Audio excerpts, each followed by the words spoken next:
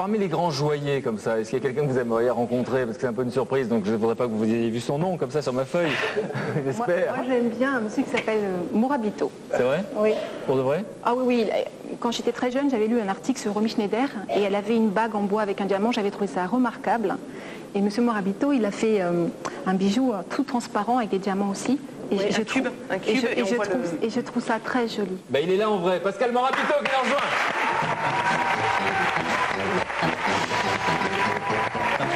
Bonsoir. Salut nos invités. Alors on croit que vous venez fêter quelque chose, on va expliquer tout à l'heure, c'est une de vos inventions, est-ce que vous êtes aussi inventeur? Je vais la cacher parce que je suis impressionné par le collier. C'est vrai? Oui, oui, vraiment.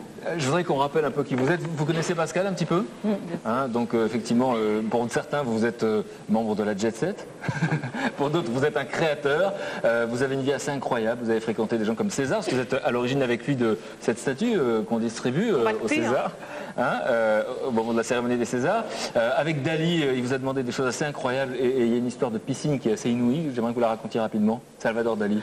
Un jour, il me dit, je fais une piscine, mais je voudrais surtout que personne ne se baigne dedans.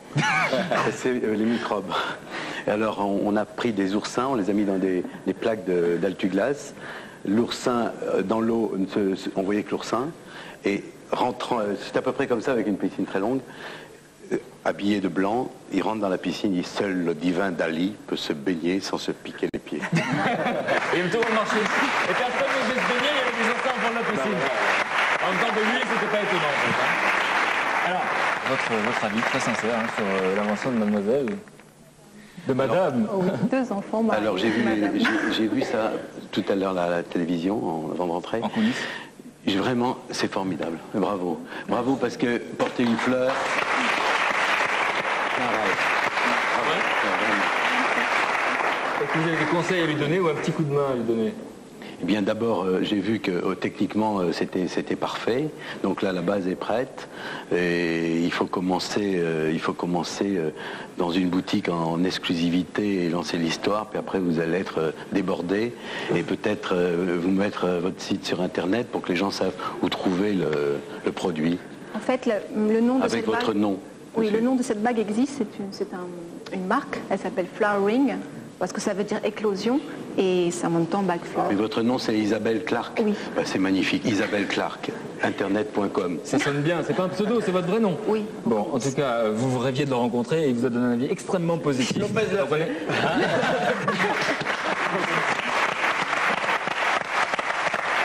Merci beaucoup en tout cas, merci d'être venu nous voir et vous nous tenez au courant. Il faut que quelques stars le portent et tout le monde voudra le porter, vous avez compris. On va présenter une invention, une idée que vous avez eue qui n'a rien à voir avec votre domaine, on va la présenter dans un instant, mais auparavant, vous êtes un créateur, mais un inventeur, quoi qu'il arrive. C'est ce qui a fait, j'ai envie de dire, votre gloire, excusez du peu, mais est-ce que vous pourriez nous montrer quelques objets comme ça, quelques créations que vous aviez imaginées? Eh bien, j'ai essayé du domaine de l'invention. Oui. J'ai essayé dans chaque produit de faire une création artistique, bien sûr, mais d'apporter une petite intelligence, et si cette intelligence peut être en même temps une invention. Le premier, c'est le bijou cube avec un diamant qui tient dans l'espace. Et ça a été fait dans les années 80, 70 exactement. Sur du noir, allez-y, je vais vous montrer. Et donc, j'ai inventé une matière qui s'appelle le cristal de synthèse et qui arrive à tenir le diamant en lévitation. On a l'impression qu'il flotte en fait. Et ce bijou donc a 32 ans. Et ça, c'est ça alors? Alors, cette bouteille Alors, quand on l'ouvre, c'est un moment ludique puisqu'on offre le champagne festif. Eh bien, on enlève donc le muselet. Ça va péter là. Hein. Ah d'accord. On va éviter peut-être. Allez-y, tant pis. Je sais pas. Et alors on a un bijou, ça peut être en or, en platine, avec des diamants et tout. Et on peut l'offrir... Oh, c'est gentil. On va le voir en gros plan. Et donc ça devient un bijou. Ça s'appelle pas un capuchon de champagne, ça s'appelle comment? Ça s'appelle un bijou de muselet. Merci beaucoup. Voilà. C'est un vrai cadeau c'est un vrai cadeau. Wow. Oui. Oh, merci.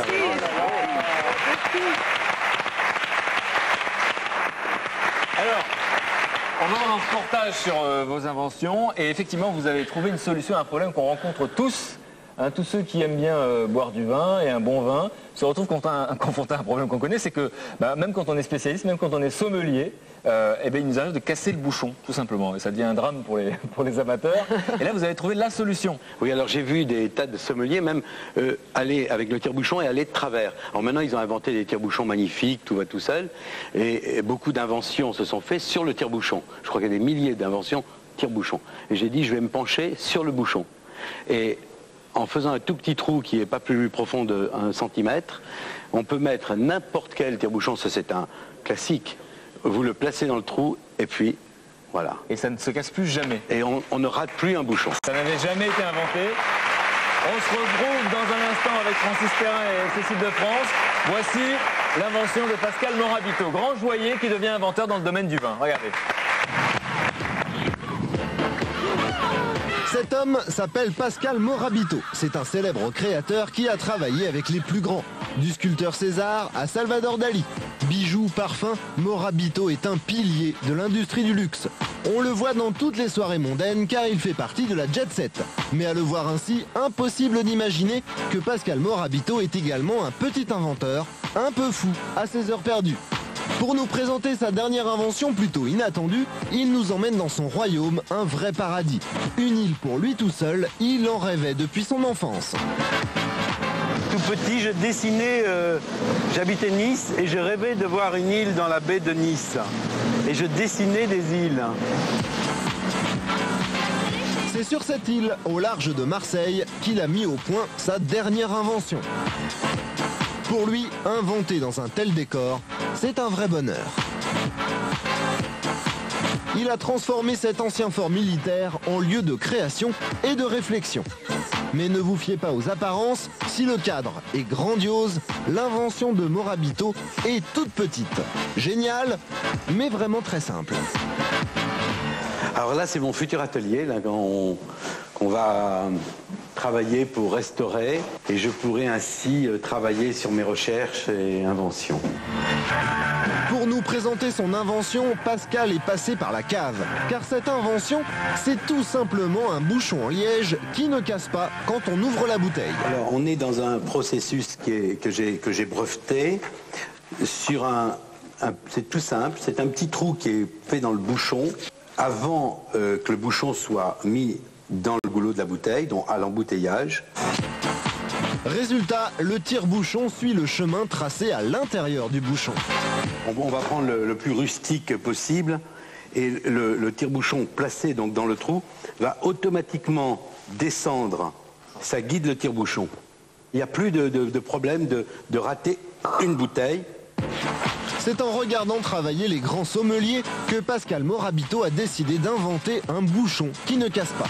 Moi j'ai vu des sommeliers rater des bouchons parce que le tire-bouchon, ou tout le moins la vrille du tire-bouchon, va de travers et abîme le bouchon considérablement. Là on n'a plus de ce souci, la vrille du tire-bouchon descend verticalement.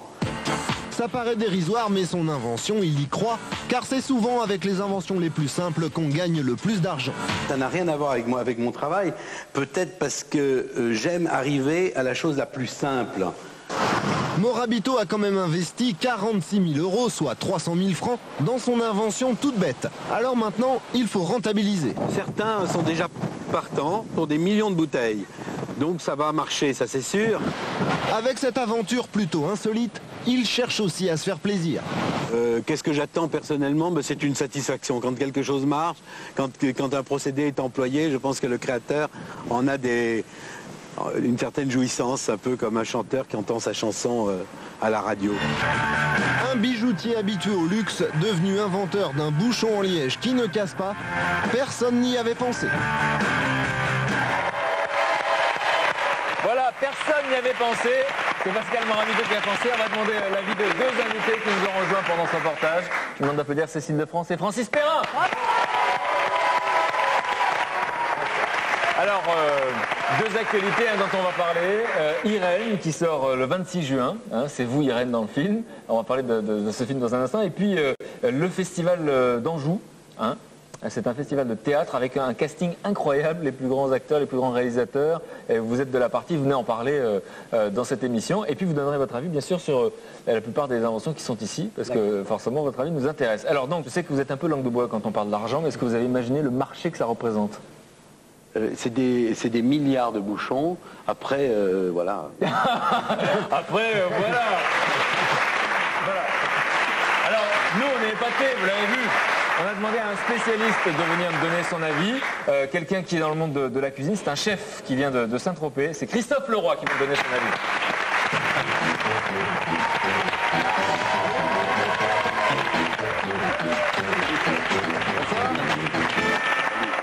Cécile, Francis, Pascal, vous mes camarades. Donc effectivement, vous êtes chef. Vous avez d'ailleurs vous-même breveté quelque chose, on va en parler dans un instant. Pour un chef, c'est assez rare.